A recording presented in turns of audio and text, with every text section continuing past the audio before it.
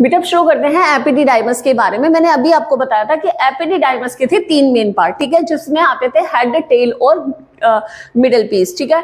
जो head part है उसे हमने कहा था कैप्सूड एपिडाइमस, मिडिल पीस को हमने कहा था कॉर्पस एपिडाइमस, और थर्ड पार्ट जो टेल पार्ट है उसको हमने कहा था क्या, क्यूडो एपिडिडाइमस, ठीक है। तो ऑब्वियस ही बात है, जो हेड है वो ऊपर होता है, देखो ये है क्या, हेड पार्ट, ठीक है, कैप्यूट। तो कैप्यूट क्या कर रहा है, कैप्यूट जो टेस्टिस है, टेस्टिस के अंदर सेमिनी वेसिकल्स जो थी, जो किस में बन गई थी, रेटिटेस्टिस में कन्वर्ट होने के बाद बनी थी वास इफ्रेंशिया। तो वासा इफ्रेंशिया, तो सबसे पहले वासा इफ्रेंशिया ही वो पार्ट है जो स्पर्म को टेस्टिस से बाहर लेकर जा रही है, ठीक है। टेस्टिस के अंदर बने हुए जो सेमिनिफेरस ट्यूब्यूल्स है, सेमिनिफेरस ट्यूब्यूल्स में बना था स्पर्म, और उस स्पर्म को इस टेस्टिस से लेके जाने का जो काम कर रही है वो कौन कर रही है बाहर, वासा इफ्रेंशिया। तो वासा इफ्रेंशिया क्या किससे कनेक्ट है, सबसे पहले एपिडिडाइमस के हेड पार्ट में जाती है, ठीक है। तो कैप्यूड एपिडाइमस क्या करती है, ये ही है वो पार्ट एपिडिडाइमस का जो वासा इफ्रेंशिया को रिसीव करती है, ठीक है।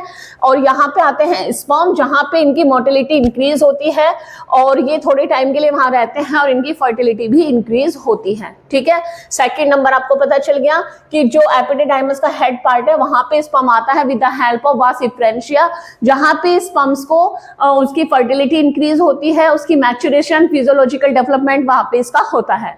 इसके बाद धीरे धीरे जो स्पर्म्स हैं इनके अंदर जो डक्ट प्रेजेंट है, एपिडिडाइमस जो डक्ट प्रेजेंट है, इसी एपिडिडाइमस डक्ट से ये स्पर्म्स धीरे धीरे कहाँ आ जाता है, इसी एपिडिडाइमस के टेल पार्ट में आ जाता है।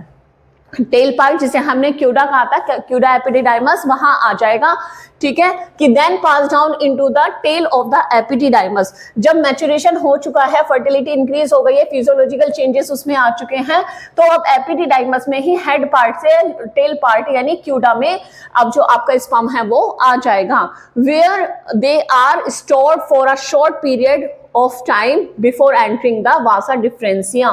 very important line, क्योंकि जो लोअर पार्ट यानी टेल पार्ट या क्यूडा पार्ट ऑफ एपिडिडाइमस है वो क्या कर रहा है, ये आगे चल के जो ट्यूब है बेटा एपिडिडाइमस के बाहर, जब ये सेम ट्यूब आगे चल रही है डक्ट, तब हम इसको क्या कहेंगे, तब हम इसको कहेंगे वासा डिफरेंसिया, ठीक है। जो टेस्टिस से निकली वो वासा इफ्रेंशिया थी, फिर आ गई आपकी एपिडिडाइमस डक्ट।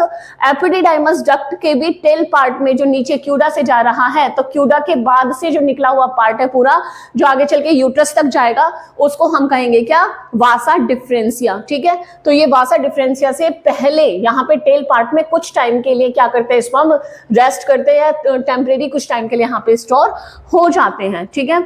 अब ये जो स्पर्मेटोजोआ है ये कब प्रोड्यूस होंगे, क्या इजैकुलेशन के टाइम पे, नहीं, spermatozoa are produced whether ejaculation takes place और not, clear. Spermatozoa not ejaculated are reabsorbed in the vas deferentia, clear है। Epididymis show the peristaltic segmentation contractions at intervals to push the spermatozoa away from the testis. Epididymis के अंदर कुछ movement या पेरिस्टालिटिक movement होते रहते हैं according to the time interval, और वो ही मूवमेंट हैं जो टेस्टिस से स्पर्म्स को दूर ले जाने का काम करते हैं। यहां तक क्लियर हो चुका है। अब बात करते हैं किसकी, वास डिफरेंशिया की। ये जो लूप, अब टेस्टिस और एपिडिडाइमस दोनों यहाँ पे एंड हो चुके हैं।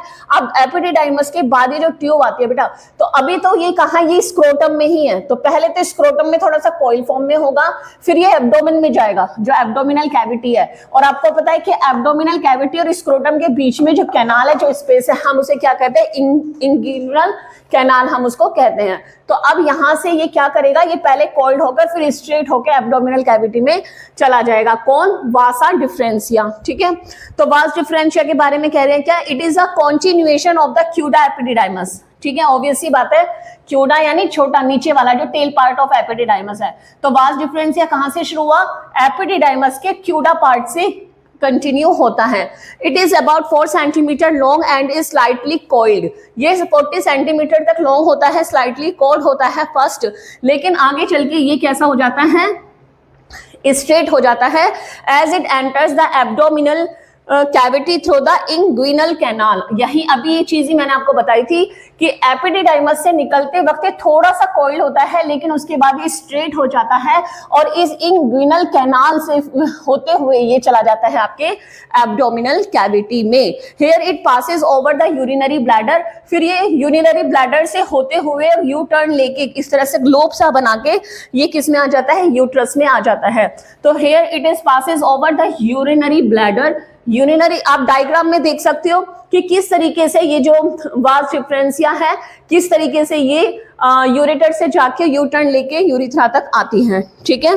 And curve around the ureter, ureter के क्या हो जाती है, कर्व होके आती है and join the duct of the seminal vesicles. अब यहाँ पे ध्यान देना कि ये जो ये आपकी वास डिफरेंसिया है ये क्या करेगी, जब ये यूरेटर से ऐसे लूप बना के नीचे आएगी तो ये क्या करेगी, यहाँ पे एक सेमिनल वेसिकल्स होती है, उससे पहले यहाँ पे एक ये जो ट्यूब होती है ये जैसे वास डिफरेंसिया है ये यूरिनरी ब्लैडर से कर्व करके आएगी, तो पहले तो यहाँ पे इसका थोड़ा सा पार्ट जो होता है वो कैसा हो जाता है, स्वेलन हो जाता है, ठीक है। और इसी पार्ट को हम एम्प्यूला कहते हैं। इसमें होता क्या है कि जो भी सिक्रेशन अभी सीमेन आ रहा है वो टेम्परेरी यहाँ पे स्टोर हो जाता है, क्लियर है।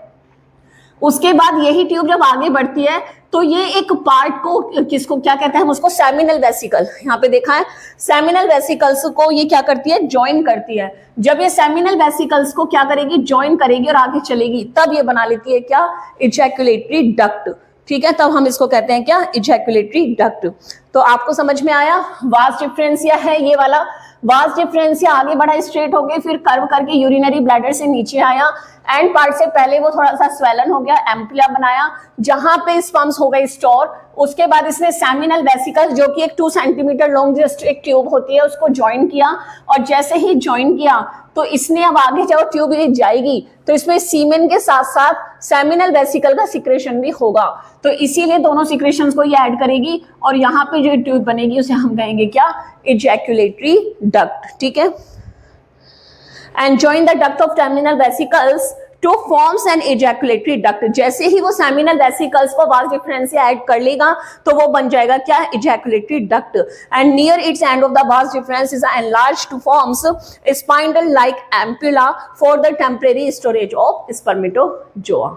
बेटा अभी मेल रिप्रोडक्टिव सिस्टम में जो भी चीजें अभी हमने पढ़ी हैं ट्यूब्स के रिगार्डिंग एक बार क्विक रिवीजन देख लेते हैं। क्या है कि एपिडिडाइमस यानी टेस्टिस के अंदर का ऑलरेडी हम सारा डिस्कशन कर चुके हैं। टेस्टिस के बाहर क्या प्रेजेंट है, एपिडिडाइमस। तो एपिडिडाइमस में क्या प्रेजेंट है, एपिडिडाइमस डक्ट प्रेजेंट है, ठीक है। वही डक्ट अब निकलेगी किसकी फॉर्म में, बाहर, वास डिफरेंसिया के फॉर्म में। तो यानी एपिडिडाइमस से जो ट्यूब बाहर निकल रही है वो क्या है, वो है वास डिफरेंशिया, और ये स्लाइटली कर्व्ड होती है स्टार्टिंग में, लेकिन आगे चल के स्ट्रेट होके इंग्विनल कैनाल्स की हेल्प से ये कहां चली जाती है, आपके एब्डोमिनल कैविटी में पहुंच जाती है।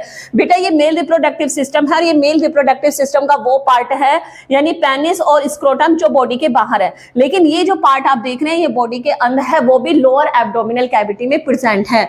तो ये जो पार्ट होता है ये एब्डो यहां से जहां से सैक्रोटम स्टार्ट होता है, तो स्क्रोटम के और एब्डोमिनल कैविटी में जाने का जो रास्ता होता है उसी को हम कहते हैं क्या, इंग्विनल कैनाल।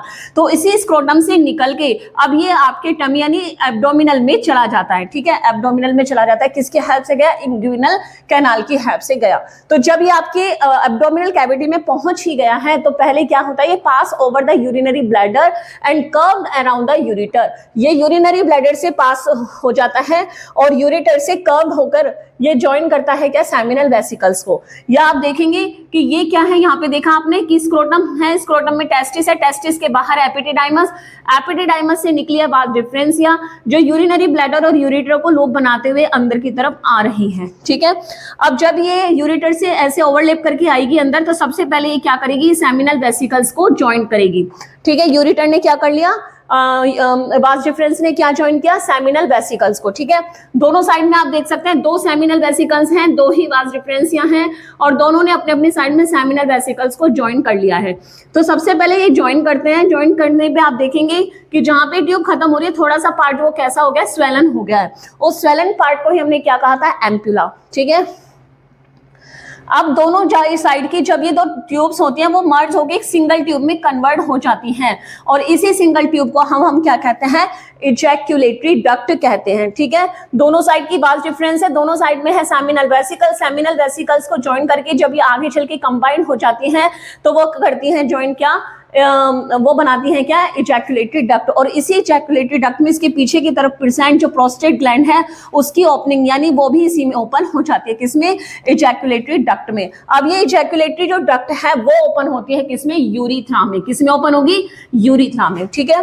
तो यहाँ पे यही बात कर रहे हैं कि सेमिनल वेसिकल्स को ज्वाइन करती है, ज्वाइन करने के बाद बनाती है इजैक्यूलेटरी डक्ट, और इजैक्यूलेटरी एट and enlarged and forms ampulla and temporary storage of sperm। यही ejaculatory duct में जो थोड़ा सा swollen सा पार्ट हो जाता है इसी को हम ampulla कहते हैं, जिसमें थोड़े टाइम के लिए स्पर्म्स को स्टोर कर दिया जाता है, ठीक है। अब ये ejaculatory duct आगे चल के क्या करते हैं, जो मैंने अभी बताया कि ये 2 सेंटीमीटर लॉन्ग होती है, थिन वॉल्ड ट्यूब होती है, और ये प्रोस्टेट ग्लैंड से होते हुए कहाँ चली जाती है, यूरिथ्रा में ओपन हो जाती है। क्लियर है। अब बात करते हैं यूरिथ्रा की। तो यूरिथ्रा है क्या, ये भी तो यूरिनरी ब्लैडर से आई हुई एक ट्यूब या एक डक्ट की फॉर्म में स्ट्रक्चर है। तो इस यूरिथ्रा को हम क्या कहेंगे कि ये एक यूरिनरी डक्ट है जो लीड होती है from the urinary bladder. Urinary bladder से ही जनरेट हुई एक डक्ट लाइक स्ट्रक्चर है, ट्यूब लाइक स्ट्रक्चर है, जिसे हम क्या कहते हैं, यूरिथ्रा कहते हैं, ठीक है। अब ये वो पॉइंट है बेटा जहां पे forms a pointed is joined by ejaculatory duct. यहाँ पे यूरिथ्रा वो पॉइंट है जहाँ पे इजैक्यूलेटरी डक्ट भी ओपन हो रही है और यही यूरिथ्रा यूरिनरी ब्लैडर से भी आ रहा है। तो इट्स मीन क्या हुआ कि ये जो यूरिथ्रा है ये कैरी करता है, यूरिन भी करता है और एज वेल एज ये स्पर्मेटोजोआ को भी रिसीव करता है, लेकिन दोनों को एक ही टाइम पे रिसीव नहीं करता, टाइमिंग डिफरेंट होता है। लेकिन ये एक सिंगल पाथवे होता है जहां से यूरिन को भी सिक्रेट किया जाता है, एक्सक्रीट किया जाता है, और सीमेन यानी स्पर्म्स को भी रिसीव किया जाता है। क्लियर है। इसके साथ साथ यही यूरिथ्रा है जो क्या करेगी, जो यूरिनरी ब्लैडर यानी यूरिनरी ब्लैडर से आए हुए यूरिन को भी रिसीव करेगी। सीमेन जो आ रहा है, सीमेन क्या है, जिसमें seminal vesicles, spermatozoa, prostate gland का सिक्रेशन, बल्बो यूरिथ्रल ग्लैंड का सिक्रेशन, सारा सिक्रेशन इसी यूरिथ्रा में आता है, ठीक है। तो इन शॉर्ट हम समझ सकते हैं कि यूरिथ्रा क्या है। यूरिथ्रा एक इजैक्यूलेटरी डक्ट जो ओपन हो रही है वो यूरिथ्रा में होती है, और ये यूरिथ्रा जो होता है एक यूरिनरी डक्ट ही है जो कि यूरिनरी ब्लैडर से ही जनरेट या लीड हो जाती है, और इसका मेन फंक्शन होता है कि ये यूरिन यानी यूरिनरी ब्लैडर से यूरिन को भी रिसीव करती है और वास्ट डिफरेंस से ये स्पर्मेटोजोआ को भी रिसीव करती हैं। इसके अलावा ये सेमिनल वेसिकल, प्रोस्टेट ग्लैंड और बल्बो यूरिनरी जो बल्बो यूरिथ्रल ग्लैंड, ठीक है, इन सारे के सिक्रेशंस को भी ये यूरिथ्रा ही रिसीव करता है।